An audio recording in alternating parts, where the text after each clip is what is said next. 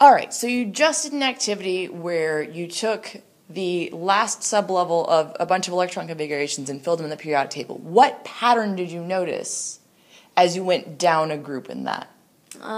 They all had, so if we're talking about group 1, they all had S's, and it was all S1. Right. So as you go down group 1, it's all 1S1, 2S1, 3S1, 4S1, and so on. Then what did you notice as you went across the periodic table? So if we start with period 1, it went from 1S1 to 1S2. And then from period 2, it went 2S1, 2S2. And then it went to 2P1, 2P2, 2P3, all the way to 2P6. Okay, so as we go across this, in groups 1 and 2, we have S's, all S1s down the first group, all S2s down the second group. We come over here, we have what's called our P block, if you think back to that thing we colored first thing this module. And so you have P1s all the way down, P2s all the way down, P3s all the way down.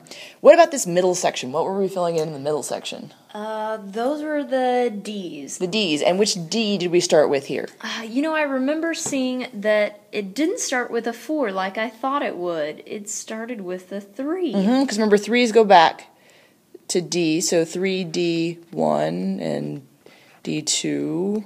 All the way to 3D10, right? All right, and then this bottom section.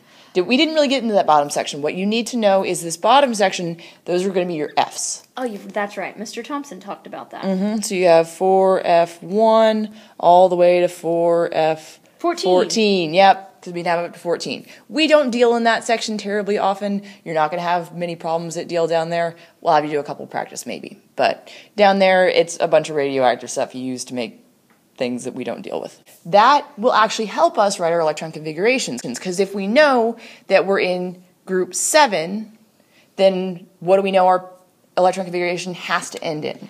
P5. P5 for whatever row we're in, and then you just fill in everything up to that point. So you don't have to actually do all your arrows out, you can just write it out. There's actually a way to make it even shorter.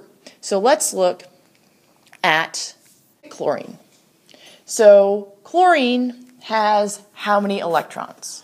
Chlorine has 17 electrons. Has 17 electrons. And what did we just say chlorine was going to have to end in? P5. P5. He's in the P block. And which row is he in? 3. So we know we're going to have to end in 3P5. What comes right before 3P5? 3S. 3S2. 2. And then before that is? 2P. 2P6. And before that's going to be? 2S2. 2S2. 1S2. 1S2. Okay? So that we know is going to be our electron configuration. So we know that because chlorine's a halogen, it's in group 17, it's got to end in P5, we just fill in everything before that. But we can make it even easier by using our noble gases. What did we say was special about our noble gases? They have a full outermost shell, and they're all in group 8, and they're inert. Right. So because they're full in their outermost shell, everything that could be filled to that point is filled. So we can actually use that as shorthand for our lower electrons. So if we look at neon, which is a noble gas right before chlorine, how many electrons does it have? 10. 10. And it's got to end in what? P6. P6. So we're going to end in 2P6. It's going to start out the same way that chlorine did. So neon is 1S2, 2S2, 2P6. Chlorine has all of the same part for the first part, but then goes 3S2, 3P5. So what we can do is we can put neon in brackets as a shorthand for all the electrons that match, and then just fill in 3S2, 3P5. Cool. Okay, so let's try another one. Potassium. So potassium's got just a couple more electrons than chlorine did. So what is the next noble gas right before we have potassium?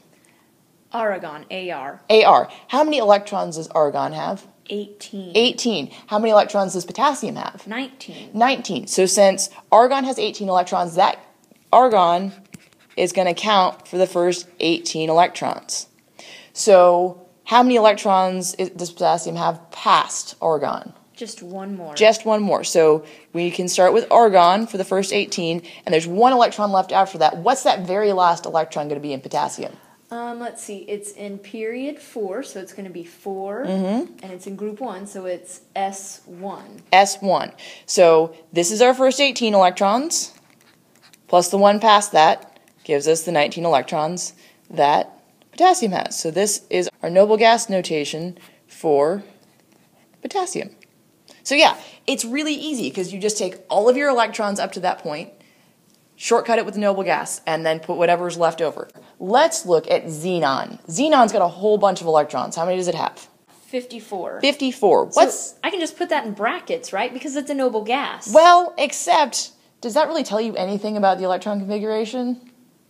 Well, it seemed like when we were picking it out earlier that you were picking out the noble gas that was in the period before it. So if Xe's in period 5, I need to pick out the noble gas in period 4. So yeah, a lot of people would want to go, hey, let's just do xenon in brackets. Do not do that.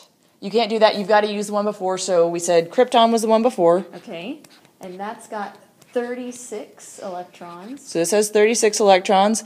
How many electrons are then left over? 18. 18. So we need 18 more electrons. So if we start at krypton and come down, rubidium and strontium have which electrons? So we need to do 5s2. 5s2.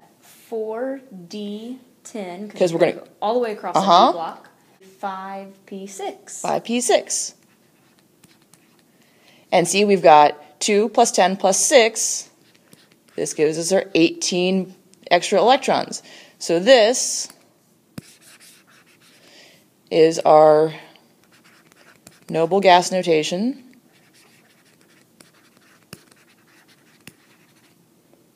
for xenon.